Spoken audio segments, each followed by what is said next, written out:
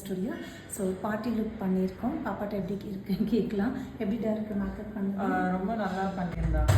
நீட்டாக நேச்சுரலாக இருந்துச்சுங்க. அண்ட் ஆல்சோ எனக்கு வேணுங்கிற மாதிரி எனி சேஞ்சஸ் அதுவும் ப்ராப்பராக பண்ணியிருந்தாங்க. Thank you so மச்டா.